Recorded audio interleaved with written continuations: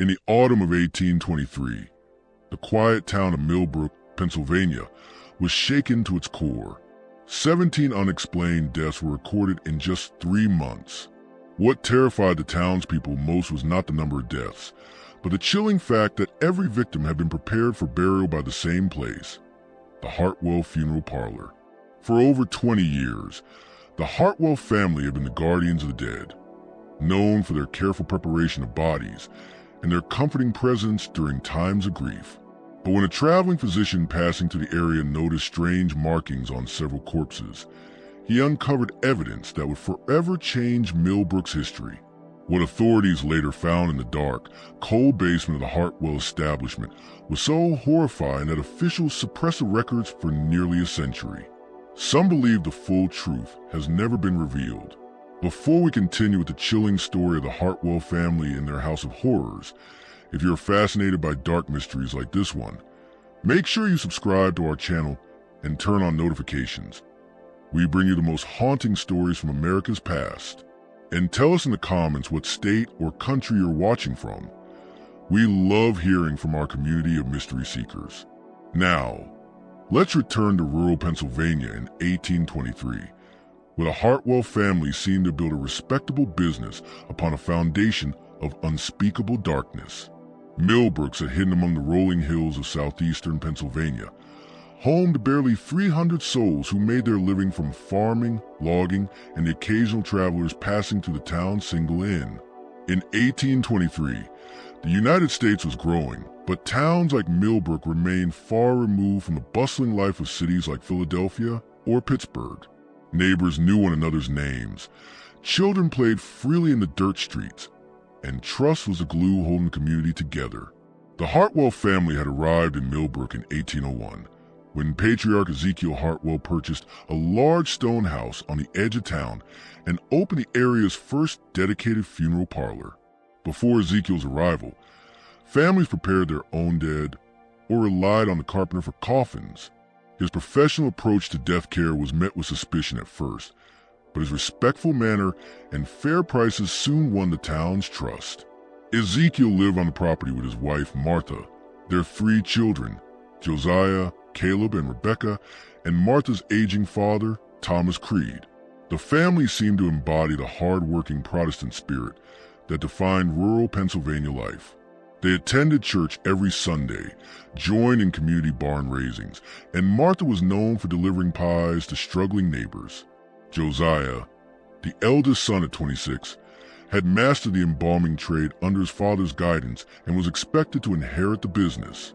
Caleb, just 3 years younger, handled carpentry and grave digging, while 19-year-old Rebecca helped her mother with housework and often offered gentle comfort to grieving families.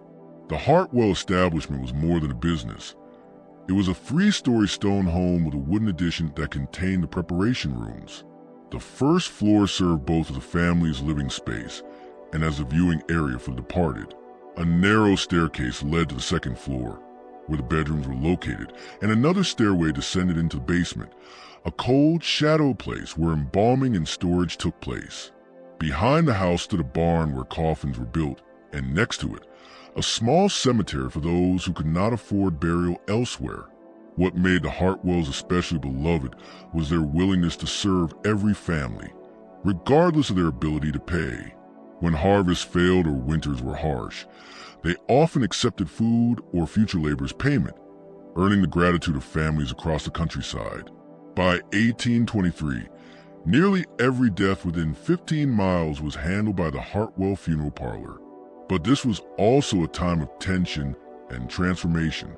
Pennsylvania, like much of the young republic, was caught between traditional rural life and the creeping forces of industrial progress. The Erie Canal was almost complete, promising wealth and change, but also threatening the quiet isolation of small towns. Religious revival movements swept through the region, stirring both spiritual fervor and social unrest. In such uncertain times, the Hartwell Parlor stood as a symbol of stability, a trusted institution in life's most difficult moments. But under this respectable facade, something darker was festering. The Hartwells' unique position, trusted with the dead, Working in secrecy, isolated from the prying eyes of neighbors, gave him opportunities no one else could have imagined. For the Hartwells, death was no longer just a profession. It was becoming an obsession, and soon, the line between caring for the dead and creating them would be crossed in a way that would haunt Millbrook forever. The first sign of trouble came on October 15, 1823, when Dr. Samuel Harrison arrived in Millbrook to conduct his annual health inspection. Harrison, a state-employed physician, traveled through rural townships to monitor outbreaks and enforce sanitation standards. His visits were usually routine, checking water supplies, food storage, and burial practices. But this time was different. When Dr. Harrison stepped into the Hartwell Funeral Parlor on that crisp autumn morning, he was greeted with the usual warmth by Ezekiel Hartwell himself. But what he was about to discover would shake him to his very core. Josiah Hartwell, Ezekiel's eldest son, joined him as Dr. Harrison was given a formal tour of the premises. The two men proudly showcased their immaculate preparation rooms and gleaming embalming equipment, speaking with professional pride about their work. On the surface, everything appeared perfectly in order, until Dr. Harrison requested to examine 3 of the bodies currently awaiting burial. The first was that of Elenina Fairchild, a 68-year-old widow said to have died of consumption only 3 days prior. As Dr. Harrison gently inspected her, his pulse quickened. Beneath the high lace collar of her burial gown, faint bruises marked her neck. The pattern was unmistakable. The shape and pressure points were consistent with manual strangulation, not the slow wasting disease that had supposedly taken her life. When questioned, Josiah quickly offered an explanation. The marks were merely the result of positioning Eleanor awkwardly during embalming, causing post-mortem bruising. His words sounded plausible, yet the tremor in his voice and the way he avoided eye contact unsettled the doctor. Deciding to press further, Harrison examined the second body, that of Marcus Webb, a healthy 42-year-old farmer who had allegedly died from a sudden heart attack while working in his fields. This body told an even darker story. Small puncture wounds marked his arms and chest, deliberate, precise, too neat to be accidental. When asked about them, Ezekiel explained that Marcus must have fallen on farming tools during his collapse. But the wounds were too clean, too surgical, to have been caused by a chaotic accident. The third body was the most damning. Mary Patterson, only 26 and the mother of 2 young children, had reportedly died from a fever after a short illness. But Dr. Harrison immediately recognized the telltale sign, a fine white residue clinging to her mouth and fingernails. His medical training told him what it was: arsenic, the common but deadly poison used to kill rodents on farms. The air in the parlor seemed to grow heavier as Dr. Harrison documented his findings. The warmth that had greeted him earlier vanished, replaced by something cold and watchful. The Hartwell family members exchanged knowing glances. Martha Hartwell stood in the kitchen doorway, her eyes fixed on the doctor, her expression almost predatory. Even young Rebecca, whose gentle manner had comforted grieving families, watched silently, her gaze sharp and unervingly knowing. The basement preparation room, which Dr. Harrison insisted on inspecting next, proved even more unsettling. Along one wall stood large glass jars filled with chemical solutions, and floating within some of them were human organs, preserved with clinical precision. When questioned, Ezekiel calmly explained that they were for educational purposes, a way to study disease for the benefit of future clients. Yet the organs looked fresh, too fresh, and some had been carefully dissected in ways that seemed unnecessary for simple preservation. Most disturbing of all was a leather-bound journal, half hidden beneath a stack of burial shrouds. Before Dr. Harrison could examine it, Caleb Hartwell stepped quickly between him and the book, claiming it was nothing more than private family records.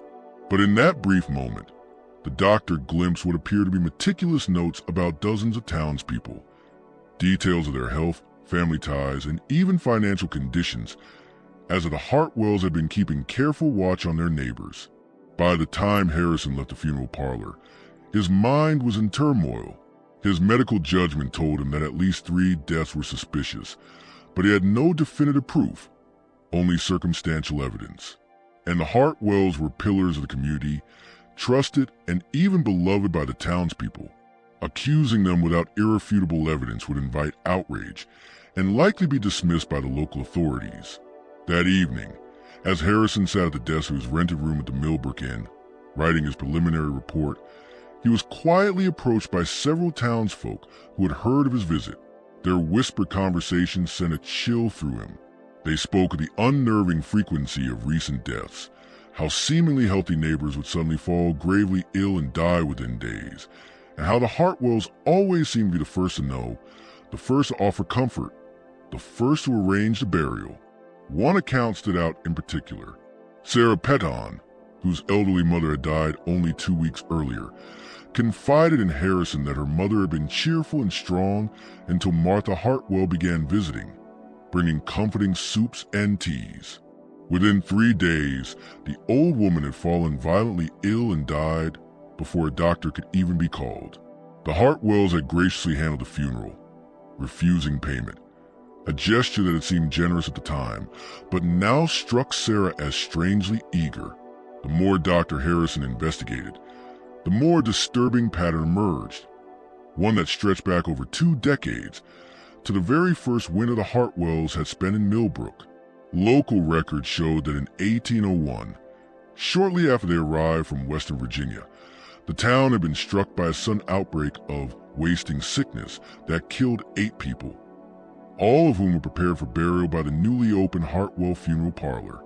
Rumors and suspicions had surfaced occasionally over the years, but the Hartwells' generosity and respected standing had always silenced them.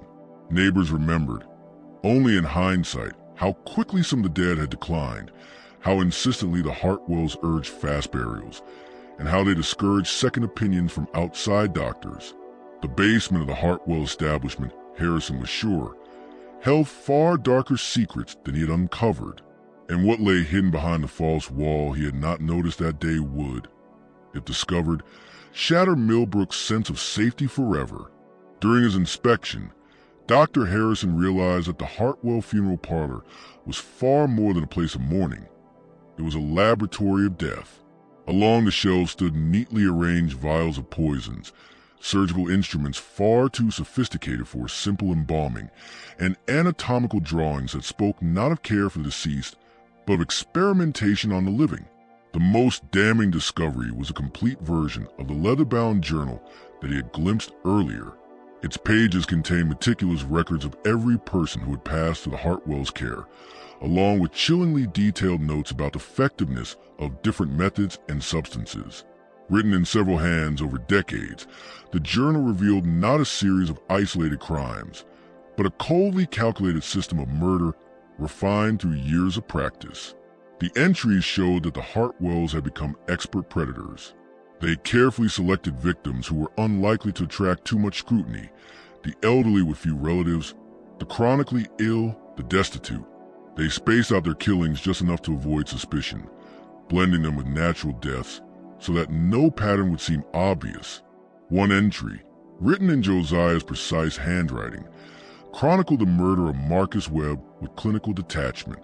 Webb had been chosen because he was a widower with no close kin, and because his property bordered the Hartwell land, making him both vulnerable and convenient. Josiah described how Webb had been lured to the parlor under the pretense of discussing a coffin for a neighbor. Once inside, he was overpowered, subjected to what the journal chillingly referred to as experimental procedures, and finally killed.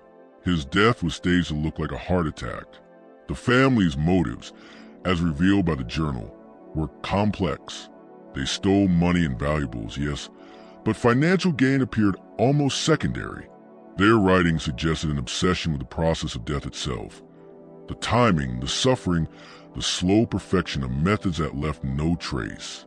They documented experiments with various poisons, noted how victims reacted to fear and pain, and sought the perfect techniques that would pass unnoticed by both neighbors and doctors. Martha Hartwell, the matriarch, emerged in the pages as the most cunning of them all. She specialized in gaining trust, bringing food, sitting at sickbeds, offering comfort. only to administer slow, undetectable poisons to those she had befriended. Her calm, maternal appearance made her the perfect predator. Even the children had been gradually initiated into the family's grim work. Rebecca, the youngest, used her gentle demeanor to identify potential victims during church socials and town gatherings, reporting back to the family about who was weak, lonely, or financially desperate. Josiah and Caleb had learned to do the physical work, restraining victims, staging scenes, and ensuring that no evidence remained. What made the Hartwell operation most horrifying was how deeply they were woven into the community they preyed upon. They attended church services side by side with their victims, shared meals with neighbors they were planning to kill, and helped raise barns for the very families they would one day bury. This perfect facade required a terrifying level of psychological control, or perhaps a descent into madness, so complete that murder had become routine. The autumn of 1823 marked a turning point. A brutal winter had left many families desperate, and the Hartwells had seized the opportunity, growing bolder than ever. Their timeline accelerated. Too many deaths in too short a time, and that was what finally caught Dr. Harrison's attention. But now the doctor faced a terrible dilemma. His examinations had revealed undeniable signs of foul play, yet to accuse a family so respected would risk outrage and disbelief. Without undeniable proof, the townspeople would likely dismiss his claims as slander, and time was against him. His inspection schedule demanded that he move on to neighboring townships within days. The solution came from an unexpected source. On his second night in Millbrook, Dr. Harrison was approached by an unlikely ally, Thomas Creed, Martha Hartwell's frail, aging father. The old man requested a private medical consultation, claiming severe stomach pain. They met behind the inn, in the shadows of the stable. There, Creed's demeanor shifted from that of a weak old man to someone sharp, calculating, and deeply afraid. "Doctor," Creed whispered, glancing over his shoulder, "I know what you found today. The bruises, the poison, the wounds that don't match their stories. You are right to be suspicious, but you still do not know the full truth about that house."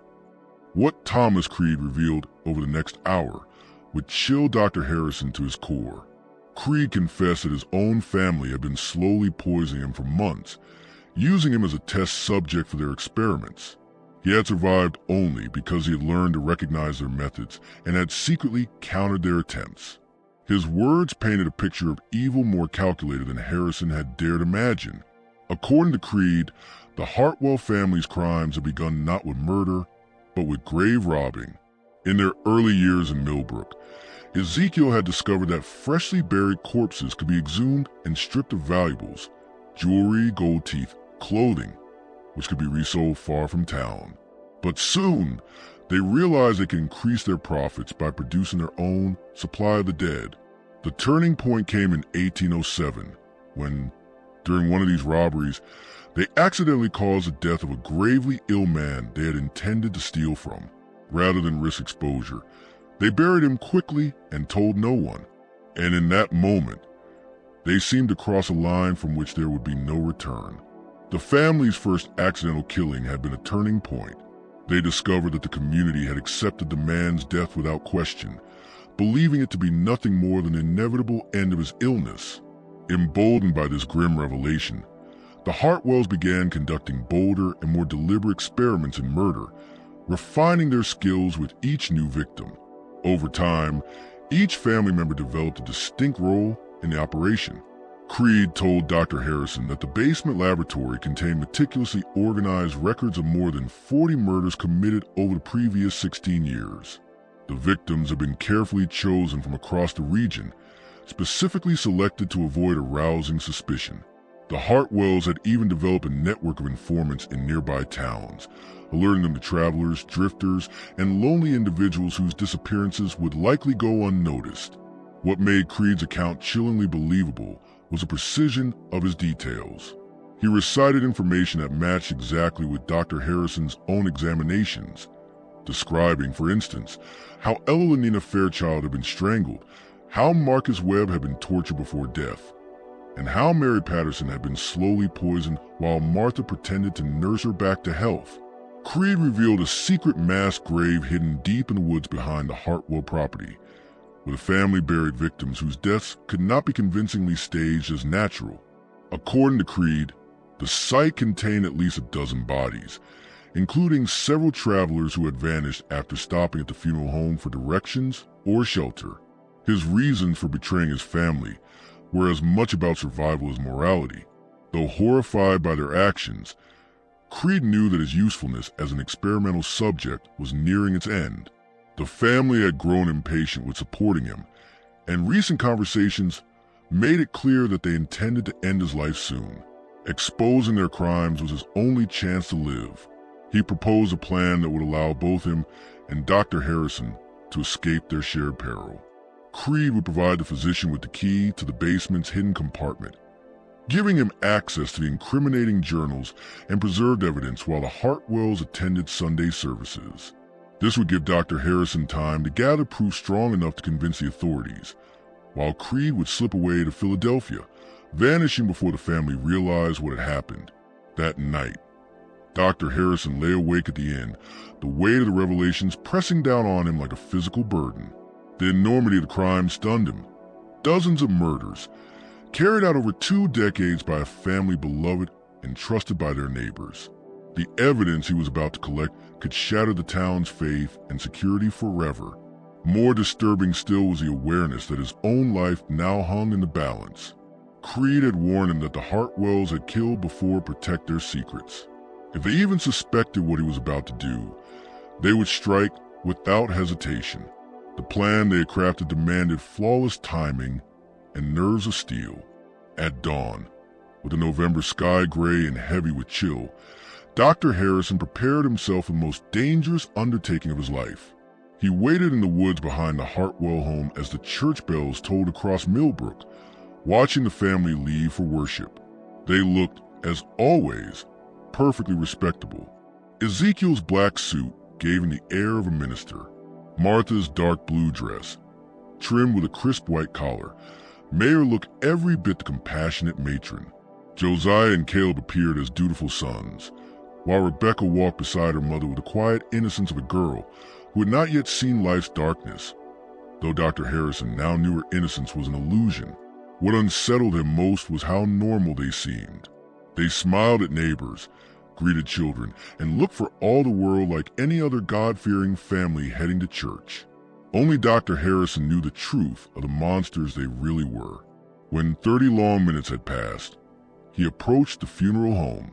Its stone walls loomed silent and forbidding in the cold morning light, holding within them secrets that could shake Millbrook to its core. Harrison's hands trembled as he turned the key Creed had given him, but he forced himself forward, his physician's discipline steadying him. The basement looked as pristine as it had during his official inspection. Spotless embalming tables, neatly labeled chemicals, everything in perfect order. But behind one section of the stone wall lay the hidden compartment that would confirm the full scope of the Hartwells' atrocities. The embalming room looked peaceful at first glance. The few bodies currently in the Hartwells' care lay beneath pristine white sheets, everything in perfect order. But Dr. Harrison's trained eyes searched beyond the obvious. Running his hands along the cold stone walls, he finally found concealed entrance Creed had described. The small key fit perfectly. The hidden panel swung open to reveal a secret chamber far larger than the basement itself, stretching beneath the house and deep into the hillside beyond. What lay inside was a vision from hell. Shelves upon shelves lined the walls, holding hundreds of glass jars, each filled with preserved human organs, labeled with dates and notations that looked more like laboratory records than anything belonging to a funeral home. In the center of the chamber, on a wooden lectern, rested the murder journal. Its thick leather cover was worn from decades of use. The entries were horrifying in their precision. Each page cataloged a life extinguished, the victim's name, the method used, the reaction observed, and notes for improving the process in the future. Over the years, the Hartwells had moved from simple poisonings to increasingly elaborate killings, even experimenting with surgical techniques performed on living victims. Even worse, the journal proved that their crimes extended far beyond Millbrook. The Hartwells had murdered in at least 6 other Pennsylvania townships, targeting victims during their travels and returning months later to strike where no one would suspect them. The anatomical drawings were perhaps the most disturbing of all, meticulous sketches of victims, showing fear responses, pain thresholds, and the most efficient methods for killing different types of people. It was murder treated as science, the humanity of the victims erased entirely. Absorbed in his grim task, Dr. Harrison lost track of time. When he finally heard voices outside, panic seized him. His pocket watch told him he had been in the chamber for over 2 hours. The family was back, far earlier than expected. He froze, listening. The voices were unmistakable. Ezekiel's deep, commanding tone, Martha's sharp reply, Rebecca's girlish laughter. Footsteps crossed the porch overhead. The basement door, his only easy exit, now led straight into their path. If they found him here, they would kill him. There was no doubt. Frantically scanning the chamber, Dr. Harrison's eyes fell on a narrow opening behind a row of specimen jars. With no time to hesitate, he squeezed through the gap and found himself in a low, hand-carved tunnel. The passage stretched deeper into the hillside. Its rough stone walls bore the marks of years of secret excavation. Moving by the faint light of a single candle he had grabbed from the chamber, Harrison pressed forward. The tunnel opened into a cavern, and here the true horror of the Hartwell family was revealed. It was a charnel house. Human remains filled the space, some arranged neatly on stone shelves, others dumped in careless heaps. The air was thick with the stench of decay. Harrison forced himself to remain calm, cataloging the evidence with physician's discipline. There were at least 40 bodies here, many bearing signs of the experiments described in the journal. Personal items, jewelry, watches, bits of clothing, lay scattered among the dead, proof that theft had been part of the family's motive. But what turned Harrison's blood cold was a section of the cavern where recent victims were displayed almost ceremonially, their bodies posed like macabre trophies. He recognized several of them from his official inspection. This was not just murder, it was ritual. Then, from the tunnel behind him, came the sound of voices. They were calling his name, not with concern, not as neighbors would, but with a calm, deliberate tone of hunters calling a prey they knew could not escape. Harrison's pulse quickened. He had only seconds to act. The cavern, mercifully, had more than one exit. Clutching his notes and the evidence he had gathered, Dr. Harrison squeezed through a jagged opening on the far side of the cave, crawling toward a faint glimmer of daylight. Behind him, the voices grew louder, closer. When he finally emerged into the woods, mud-streaked and gasping for breath, he realized he was not safe, only free for the moment. The Hartwells would soon discover the extent of what he had uncovered, and they would not stop until he was silenced. From the wooded hillside above the Hartwell property, Dr. Harrison could see the family fanning out across the grounds, moving with practiced precision that was almost military. They weren't simply searching, they were hunting. It became terrifyingly clear that Harrison was not the first to discover their secret. Their calm, methodical sweep of the area suggested that others had tried to escape before and failed. Harrison's escape from Millbrook turned into a battle of endurance and cunning. Abandoning his belongings at the inn, he set off cross-country, avoiding all roads and keeping the dense woods and low valleys. He carried only what could fit in his medical bag, the journal pages and evidence that might persuade the authorities. Every sound behind him, every snapping twig, felt like the Hartwells were just a step behind. But what Harrison did not yet know was that Thomas Creed had not escaped. The old man had been caught before leaving the house, and under torture had confessed everything. Their plan, the key, and the physician's intentions. The revelation had not only brought the family home early from church, but convinced them that Millbrook was no longer safe for them. This time, they would not merely kill to protect their secret. They would erase every trace of their crimes and vanish. Their departure was executed with the same grim efficiency as their murders. The Hartwells spread the story that Ezekiel had received urgent news of a dying relative in Ohio, requiring the family to leave town for months. Neighbors expressed sympathy and offered to watch the property. No one suspected that the Hartwells were methodically emptying the secret chamber, sealing it off, collapsing parts of the cave system, and burning or packing away every scrap of incriminating evidence. By the time Dr. Harrison staggered into Philadelphia 3 days later, half-starved, mud-streaked, and feverish from exhaustion, the Hartwells were gone. His testimony was detailed, his evidence compelling, but investigators arrived in Millbrook too late. What little remained in the collapsed cave was not enough to prove the scope of the crimes he had described. The community resisted the idea that a family they had trusted for decades could have committed such monstrous acts. They spoke of the Hartwells' generosity, their faith, their respectability. Without suspect to arrest and with most physical proof destroyed, authorities declared the case inconclusive and quietly filed it away. Thomas Creed's disappearance was officially attributed to senility. Search parties turned up nothing. Dr. Harrison, however, had no illusions. He knew the old man had paid the ultimate price for daring to speak the truth. Millbrook never fully recovered. The empty funeral parlor loomed like a curse for 2 long years before it was finally converted into a general store. Even then, customers whispered about its past, and few dared descend into the basement, which had been permanently sealed. The psychological scars ran deeper than the physical ones. The trust that had bound the community for generations was shattered. Every death was now met with quiet suspicion. Neighbors eyed each other warily, and the old sense of safety and faith in the natural order was gone forever. Dr. Harrison never returned to Millbrook, but the memory of what he had witnessed there followed him for the rest of his life.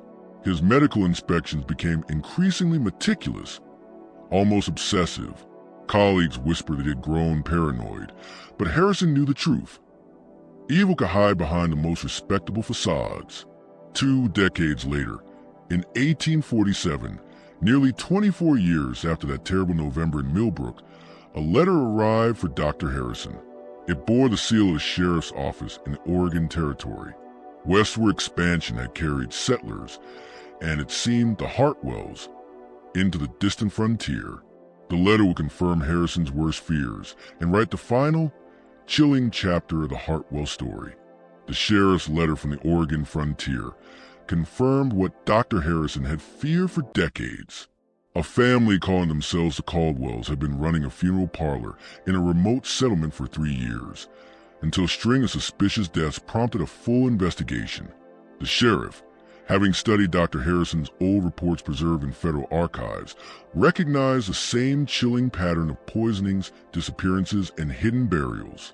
When the Caldwell establishment was finally raided, authorities uncovered evidence of at least 30 murders. More damning still, they discovered documents revealing the family's true identity. The Caldwells were the Hartwells, the same family Harrison had exposed in Millbrook, who had spent more than 20 years moving steadily westward, assuming new names and continuing their murderous enterprise in each fresh community. For the first time, the entire family was captured alive. During their interrogations, they confessed to nearly 3 decades of killings across 8 states, admitting to more than 120 victims. The sheer scale of their crimes placed them among the most prolific serial murderers in American history. Ezekiel Hartwell, now 73 but still sharp-eyed and unrepentant, spoke openly of the killings. Martha, Josiah, Caleb, and Rebecca had each played their part, selecting victims, preparing poisons, disposing of bodies, refining their techniques with every relocation. They described their crimes with an unsettling pride, presenting themselves as pioneers of a dark trade, entrepreneurs who had merely chosen an unusual business. Justice was swift. Ezekiel Hartwell, Martha, and Josiah were hanged in Salem, Oregon in December of 1847. Caleb was sentenced to life in prison, where he died of pneumonia in 1852. Rebecca, the youngest, claimed to have acted under coercion. She was given 20 years but died in prison under mysterious circumstances in 1851. The revelation sent shockwaves across the country. Families who had once trusted the Hartwells with their dead now realized they had been in the presence of predators. Communities where they had lived struggled with shame and disbelief. The Hartwell affair became a grim warning about placing blind faith in appearances, a cautionary tale passed down for years. Dr. Harrison, now in his 70s, made the long journey to Oregon to witness Ezekiel Hartwell's execution. He needed to see the man who had haunted his nightmares brought to justice. In the moments before the hanging, the two men spoke briefly. Hartwell expressed mild surprise that Harrison had survived Millbrook, remarking that several other investigators over the years had not been so lucky. Then Hartwell revealed one final, unsettling secret. The Hartwells had trained others. At least 3 separate families were said to be carrying on similar practices across the growing frontier, but Hartwell refused to say where. This confession weighed on Harrison until his final days. He knew that the evil he had uncovered in Millbrook had not died on the gallows. Back in Pennsylvania, Millbrook never truly healed. The once thriving town slowly emptied as families left, unable to bear the memories of what had happened there. By 1860, Millbrook was abandoned, its buildings collapsing back into the earth. The forest reclaimed the place where so many lives had ended. Today, few records remain of the Hartwell case. The official reports lie buried in archives. The newspapers that cover the story have long been forgotten, and the communities touched by their crimes have tried to erase all memory of them. But for those who study the darker corners of American history, the Hartwell story stands as a chilling reminder of how easily evil can hide behind masks of respectability. Their crimes show us that predators can weaponize the very trust that binds community together, and that sometimes it takes only one vigilant person to see past the facade and confront the darkness. Dr. Harrison spent his final years compiling every detail of the Hartwell affair, leaving behind meticulous notes that still sit in federal archives, silent witnesses to horrors that shaped entire communities.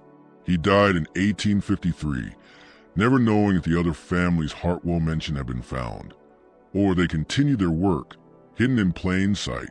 The Hartwell case remains one of the most unsettling chapters in early American crime, not only for the number of victims, but for how completely the killers blended into the fabric of ordinary life.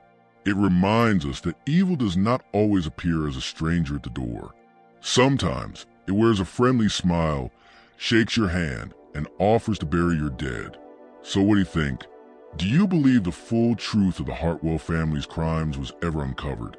Or did even darker secrets die with them? Let us know your thoughts in the comments. And if you want more stories like this, subscribe, share this video, and join us as we keep uncovering the hidden horrors of the past.